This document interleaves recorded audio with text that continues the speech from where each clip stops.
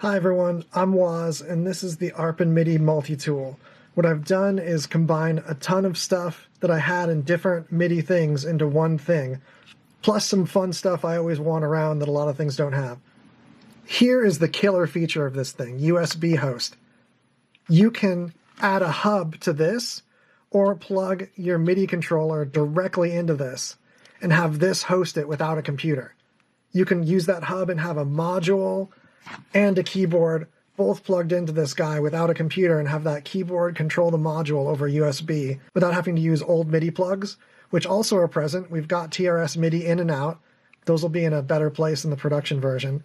With this USB host and also device USB here, you can put this in between, say, your iPad or a 1010 black box that's also a USB MIDI host multiple keyboards, and have all kinds of arpeggiator and looping and channel control features before it goes into, say, your iPad or your other host device. Or leave this off and just use it with power into this port and the USB hub, and have USB MIDI things like the Teenage Engineering KO or other things that have a device port but no host port can all talk to each other. First of all, highlights, you've got a push sensitive pad here that can be assigned to tons of different parameters. This eye here is a distance sensor, and a fancy high quality one, like your phone uses to tell if you put your phone against your head. And it has great sensitivity, speed, and range. You can use it like a theremin, but my favorite use is to freeze the arpeggiator or start and stop a MIDI looper. So instead of reaching over for a button or stomping on a pedal, you just wave your hand in front of it and lock in your loop or freeze the arpeggiator so you can play along with it. You can also use it to trigger other MIDI stuff. Another favorite feature of mine is a built-in looper, but what makes this looper my favorite is it locks into the BPM, so you just set a number of bars. So I can wave my hand in front of this thing, start playing whenever I want, and my loop will end perfectly on time to the number of bars I set, without me having to think about hitting a button at the right time or anything like that. Loops are always perfectly in time. You can do things you'd expect in a MIDI multi-tool, like you can set a forced key and scale to make sure everything's going along, and you can change this screen to show you it on a guitar fretboard versus a piano key display. You can load and save settings. There's a panic screen with more details. You can set the BPM. Here's all our arpeggiator modes: down, up, down 1, up, down 2, where it does the first and last note twice. Trigger, which is like pulses of chords, which you can also do with drums at the same time. I'll get into that in a second. Random, octaves, rhythm, ostinato, octave walk, fifths, bass and chord runs. There's a ton of fun ARP modes. The division, this is great because this can be moved on the fly different ways. You can assign this pressure pad or the eye to change the division on the fly, giving you drum rolls. Here's velocity for the arpeggiator, the length of the notes, the input channel.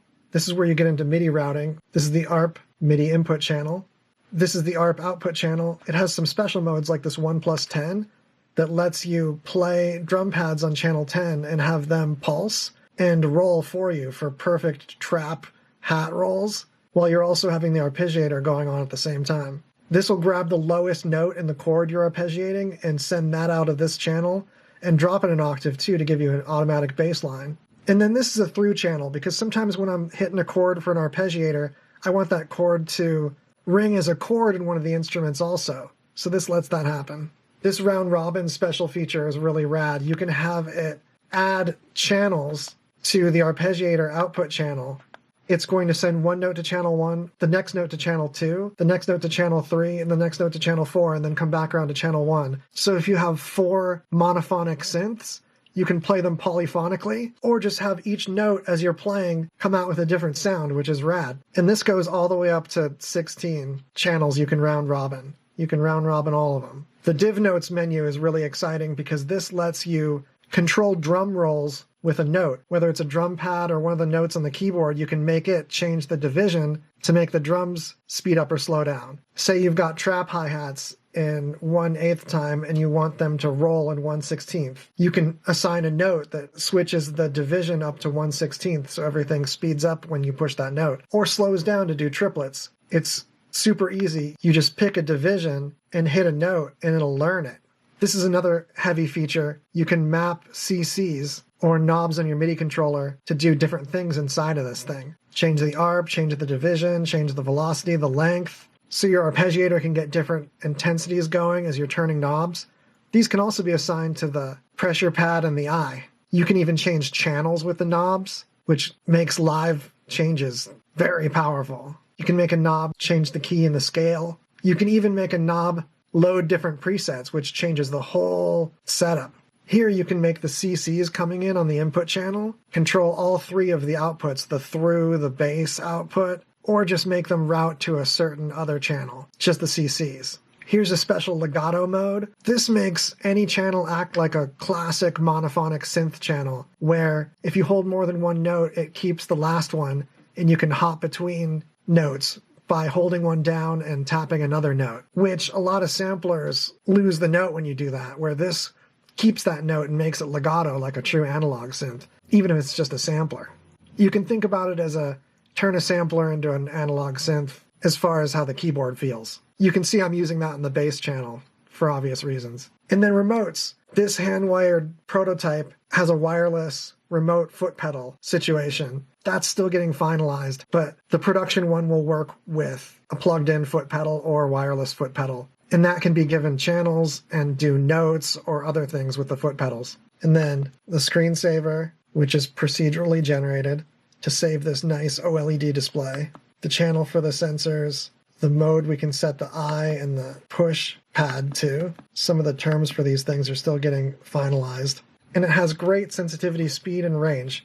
Look at all the things it can do. It can change the division, which is for doing drum rolls. It can squish the velocity down on the arpeggiator. It can lower the length, so the plucks in the arpeggiator get more tiny and staccato. You can latch the arp, so the arp keeps playing. Arp latch plus is even better because it holds down the through chord and holds down the bass for you too. Freeze is great because you can have the arpeggiator going and wave your hand and make the arpeggiator keep going, or wave it again to stop it at will. Arp Freeze Plus just does that with the bass and the through channel alongside. You can do some wicked pitch bends with the eye or the push sensor, or just play notes like I showed you before.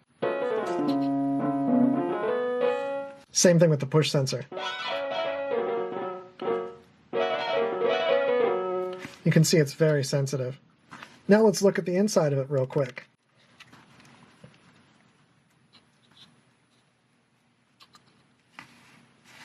This is the heart of it. It's a RP2040. It's what lets this thing show up as a USB MIDI device. This is just for protecting the TRS MIDI in. This is the driver for the touchpad here. Rotary controller, OLED display, wireless thingies, and our distance sensor module. Please stay tuned. Pre-order. Prototypes of all of this on one circuit board are coming soon. This is going to be super affordable and replace hundreds of dollars of MIDI stuff you have. Thank you for checking this out. Stay tuned.